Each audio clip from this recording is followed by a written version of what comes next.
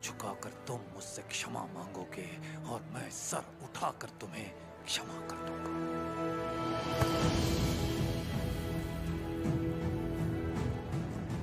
इस मिट्टी में वीरता है। ये वीरता तुम में भी है और मुझ में भी। अपनी ये वीरता दुश्मनी पर नहीं, अपने देश पर खर्च करो। उसके बाद मैं तुम्हारे आगे सर झुका भी सकता हूं और वक्त आने पर तुम्हारे लिए सर कटा भी सकता हूं।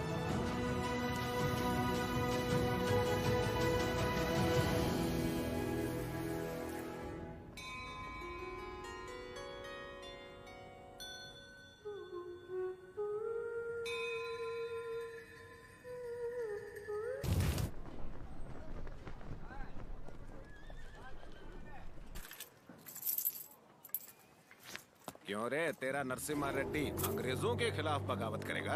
हमारे मना करने के बावजूद वो ये महोत्सव करवा रहा है। हम ये और बर्दाश्त नहीं करेंगे। मद्रास चिट्ठी लिख दी है मैंने, अब वो लोग देख लेंगे उसे। वहाँ खबर पहुँचाने के लिए ही तो किया। असली महोत्सव तो अब शुरू होगा।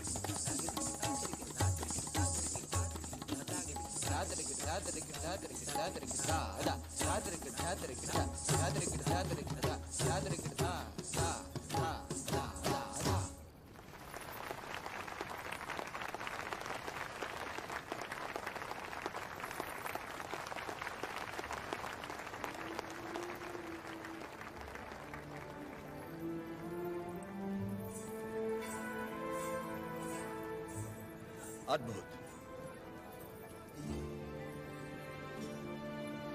हम जानते हैं। लक्ष्मी जी, लोगों के हित के लिए क्या आप अपनी कला को नए अंदाज में प्रस्तुत नहीं कर सकती? ये लक्ष्मी सिर्फ देवताओं के लिए नाचती है, उन्हीं के लिए गाती है, आम मनुष्यों के लिए नहीं। भगवान भी तो इंसान के लिए ही है ना। लोगों को जगाने के लिए अपनी कला को थोड़ा सा बदल लीजिए, फिर देखिए कितना निखार आ जाएगा।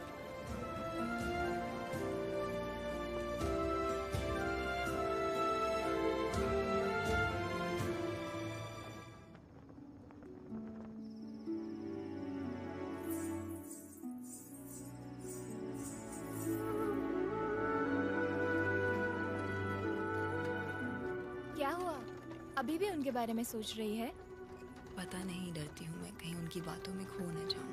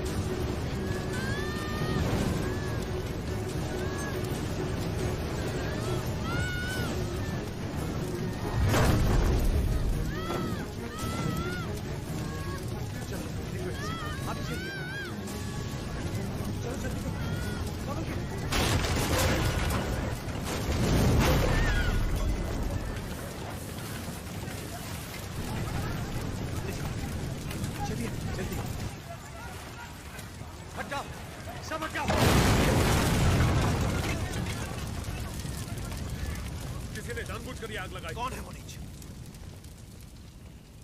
किसने किया है ये? मैंने लगाई आग।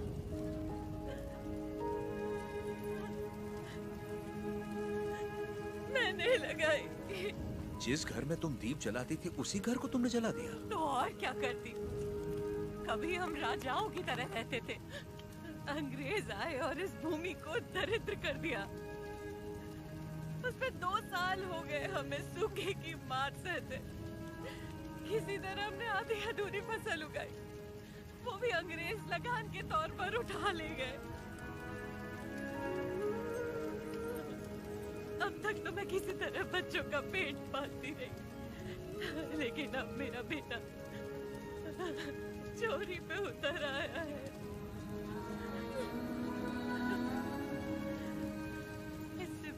की बात और क्या हो सकती है?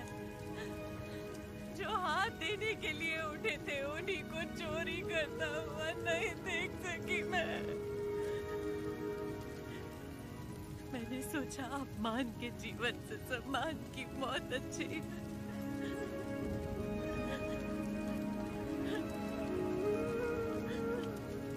क्या हुआ बेटा? तुम्हें भूख लगी थी? माँ हमें खिलाती और खुद भूखी रहती। मैंने पड़ोसी के घर में खाना देखा तो माँ के लिए ले आया। क्या ये पाप है?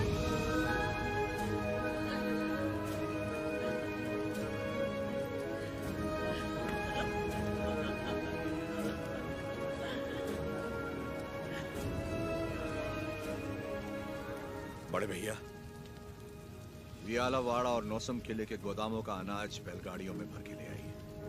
आज से रेनाडू की इस धरती पर कोई भूखा नहीं सोएगा। बांट दीजिए सब में, जैसा तुम कहो।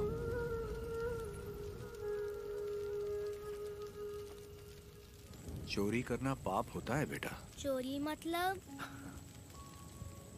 जो चीज हमारी नहीं उसे हाथ लगाना चोरी है। और हमारी हो तो वो हमारा हक है, उसे नहीं छोड़ना चाहिए।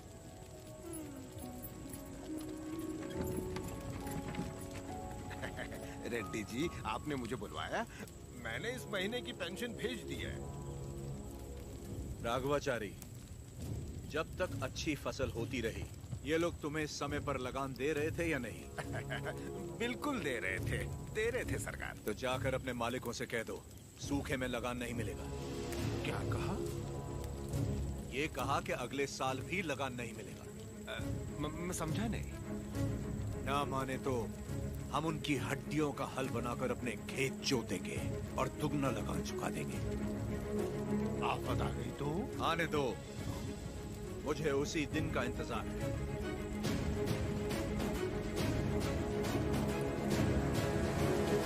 समझ गया। जब तक सूखा पड़ा है अंग्रेजों को लगान देने की कोई जरूरत नहीं है। ये गाड़ियां नरसिम्हा रेड्डी को वापस भेज दो। हमारे गोदाम से अनाज निकालकर प्रजा में बांट दो। मैं अपने लोगों को नरसिम्हा रेड्डी की तरह अंग्रेजों को लगान देने के लिए मना नहीं कर सकता। मैं भी नहीं कर सकता। मैं भी नहीं कर सकता। मैं भी नहीं कर सकता। वीरा रेड्डी, एक पालेगार दूसरे पालेगार के इलाके में दखल ना दे। चलिए पिताजी, हमारी जागीर का फैसला हम खुद करेंगे। हम रहेंगे नरसिम्हा रेड्डी के साथ। चलिए।